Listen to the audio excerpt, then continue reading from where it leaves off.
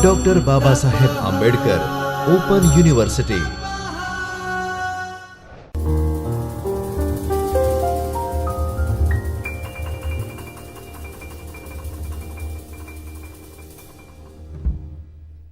Welcome back to Babasaheb Ambedkar Open University for MA English program, and we are discussing translation theory, and specifically we are looking at translation theory given by Roman Jakobson in his very famous essay Linguistic Aspects of Translation. And in the previous two classes we have discussed how Jakobson moves beyond the conventional understanding of translation as synonymy between two words.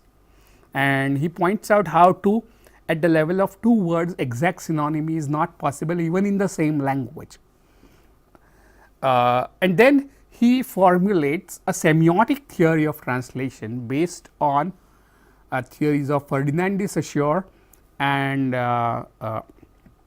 of Charles Sanders Peirce to formulate his own theory of translation, where he defines translation as an act of semiotic explication to higher order of understanding and interpretation, right. So, bachelor is explained as unmarried man, and that is an example of what he calls intra-linguistic translation, where you are explaining the science in one language with the science in another, in the same language, sorry, that is bachelor is explained as unmarried man. So, this is an example of intralingual translation.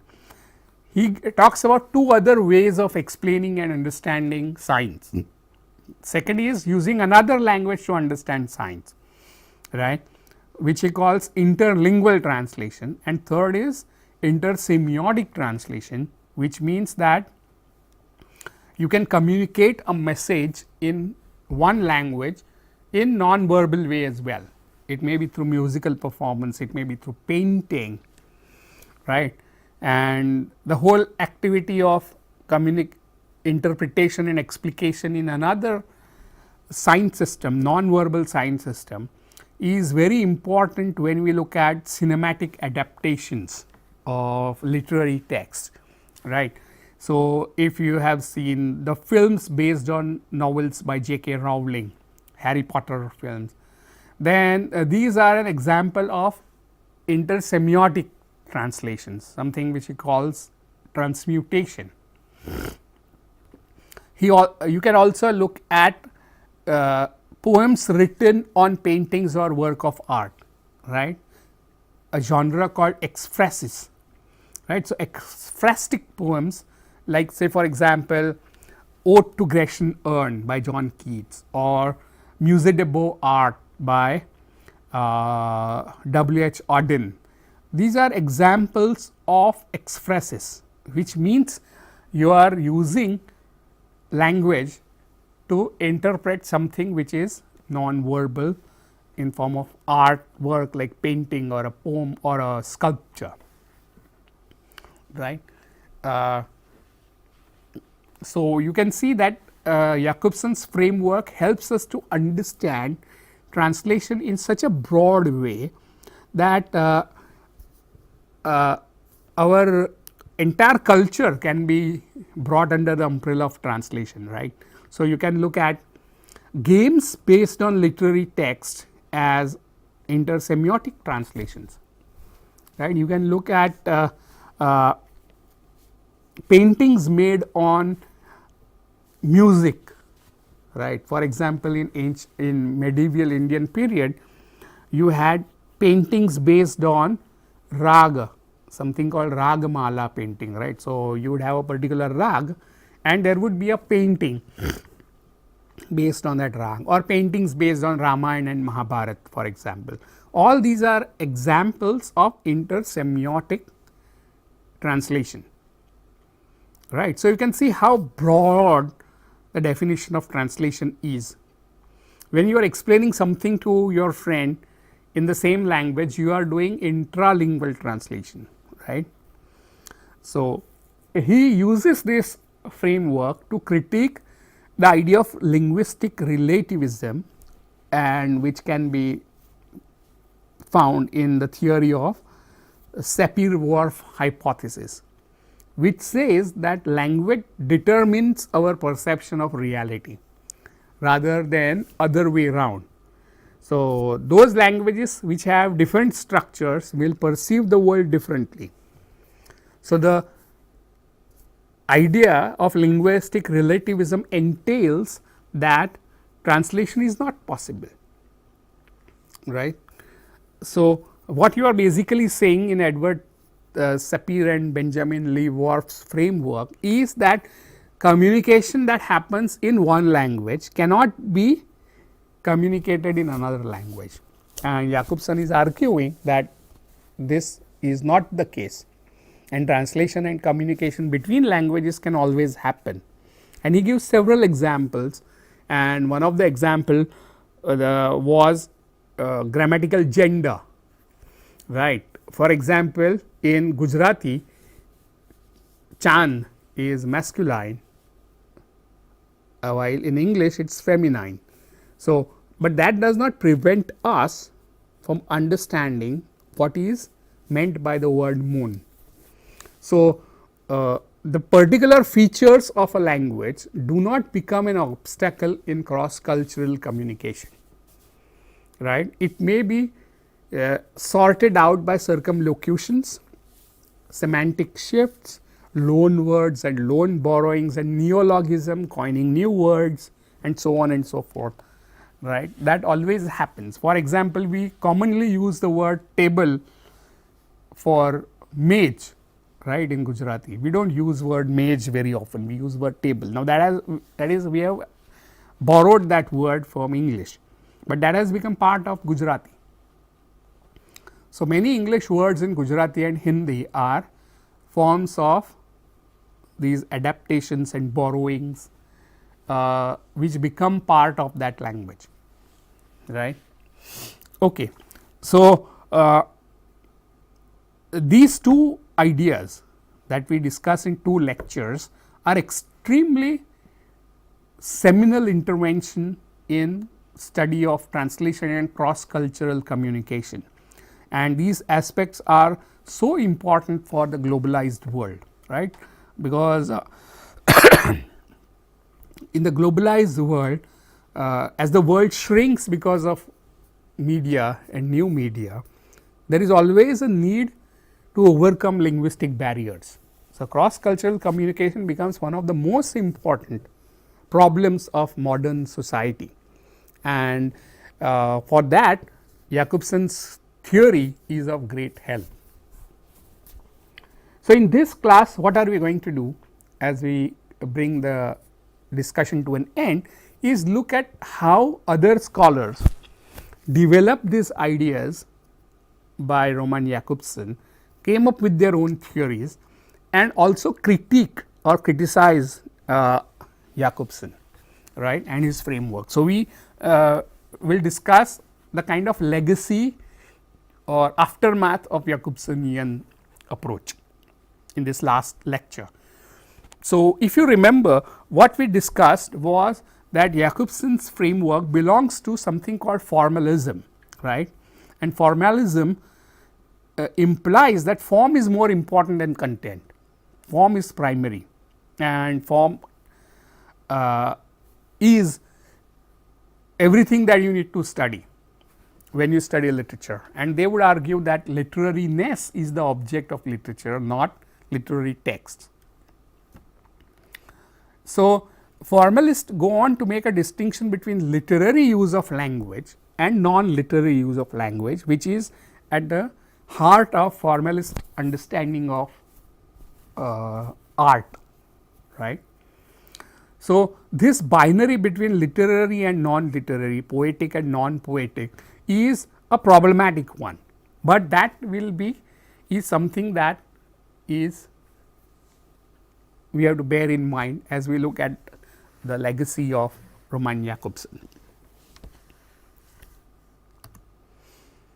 So, the later scholars like Michael Riffatere, Umberto Eco, Yuri Lotman, and philosophers like Jacques Derrida have questioned the underlying metaphysical and theoretical assumption in Jakobson's writing in his deconstructive reflections on translation, something that we will just briefly touch upon, given that these are vast subjects, but we will try to summarize some of the important points through today's class. So, we will begin by what Riffatere and AK Ramanujan have done.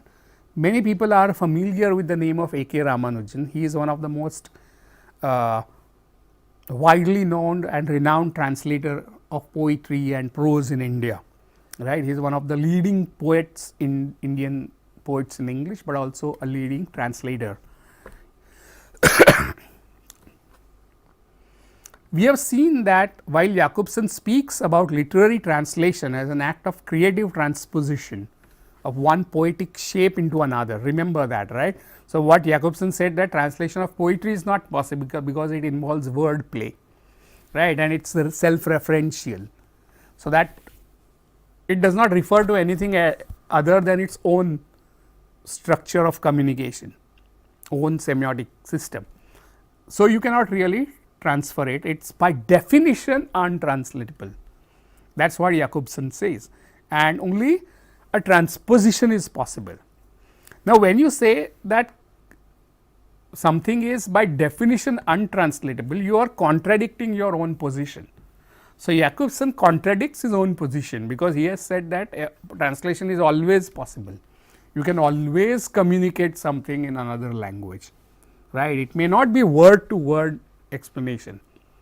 Equivalent of word jalebi may not exist in English, but you can still explain what is jalebi in English, right. You have to resort to all kinds of circumlocutions. You can also show photos of jalebi. So, idea that experience is incommunicable is a contradiction in Jakobson's own thought. Okay. So, Michael Riffatere, a very famous French semiotician, would develop a theory of literary translation based on Jakobsonian frames, right. And he argues, Riffatere argues, that while translating a literary text, you do not just translate words, not primarily words, but you translate the lang, not the parole, right. Parole is not primary in translation, but lang is what you need to translate, and it is the intertextual system of signs, the grammar, the internalized poetics is what is important while translating. So, when you are translating, say for example, Japanese haiku into Gujarati, right, you have to find the ways to which by which you can make the poetics explicit, what he calls the presupposed tableau explicit and complete, right. And what do you mean by that? Because if you look at Japanese haiku, then it is written in fixed number of syllables, right, in or a vertical manner, because Japanese languages does not go from left to right as Gujarati does, but in vertical manner. Now, how will you reproduce that in Gujarati? You can't, right, but you can definitely reproduce the number of syllables, right. You can also adopt the conventions of a haiku, like say for example, the haiku should refer to nature, right, and it refers to some moment which is significant, and so on. So, you can transfer some presuppositions of haiku into Gujarati, and there are some conventions that we cannot transfer. So, you have to make that explicit, and this is something that we can call a formalist approach to literary translation, or you can say structuralist approach to translation, because structure is more important than the words, right. Okay. So, something similar is followed by AK Ramanujan in his seminal essay on translating Tamil poem, and in his translation of ancient Tamil Sangam poetry that you find in his superb book called Interior Landscape. And what he is doing is that he is trying to mimic sentence structure in Tamil or in Gujarati, which is left branching, right, into English, which is right branching. What do we mean by left branching and right branching? Is in English, when we say the man from Chicago, right, would be you are going towards right from left, but in Gujarati, Chicago thi avelo manas, right. So, Chicago goes towards left. In English, man from Chicago goes to right. So, English is a right branching language, Gujarati and Tamil are left branching. So, how can you reproduce those effects in English, right, because they are mirror opposite languages in terms of structures. So, he tries to mimic this left branching nature of Tamil in English, which creates kind of strange effects, and these effects can be understood as producing defamiliarizing effects on the readers of English translations of Tamil poem. So, he is almost Tamilifying English, right, syntactically, Indianizing English, and this kind of strategy produces a different kind of aesthetic effect through the experience of defamiliarization. And some of you may be aware that the idea of defamiliarization is one of the most important ideas of Russian formalism, as propounded by Viktor Shloviskij. But this is the structuralist approach to the literary practice of literary translation. Umberto Eco is another very famous scholar who has critiqued Eco. He has critiqued Jakobson by saying that idea that translation is explication and interpretation is a very broad idea. It lacks specificity, that what happens specifically in translation is something that Jakobson fails to comment on. And so, he draws upon the ideas of a Danish linguist called Louis Jemslev, and Jemslev has developed Saussurean signifier signified dichotomy into fourfold distinction, and Jemslev says that signifier is plane of expression and signified is the plane of content. Now, these two levels are subdivided. So, the plane of expression or plane of signifier is subdivided into expression form and expression substance, and similarly the plane of content or plane of signified is also divided into two, content form and content substance. And he would go on, Eco would go on to point out that how translation, especially literary translation, is a distinctive form of interpretation. Not all interpretation is literary translation, right, because the category is so broad that it covers everything. I am talking to you just now, that is also an act of translation, intralingual translation. So, what is specific aspect of translation is something that Jakobson has not talked about, and Eco argues that in rewording the content may remain the same, but the substance of the content changes. So, if you call cat as Felis catus, right, the meaning may remain same, but it is not the same. So, substance of expression is as important as the substance of content, and that is very important theory. But even then he seems to be continuing the idea that is at the heart of formalist structuralist approach to literary translation, and this idea is that literary or poetic language is completely different from everyday language. this formalist assumption is something that is also there in Eco's theory of translation. So, now this kind of binarism is something that is questioned by post structuralist philosophers like Jacques Derrida, and Derrida argues that this binaristic construction in structuralism is a metaphysical one, where one element of a binary is considered as self sufficient, autonomous, while other is considered as derivative or secondary or inferior. So, look at binary between original and translation, and Derrida would point out that there are elements of translation even in the original, so called original, and original depends as much on translation as translation depends on the original.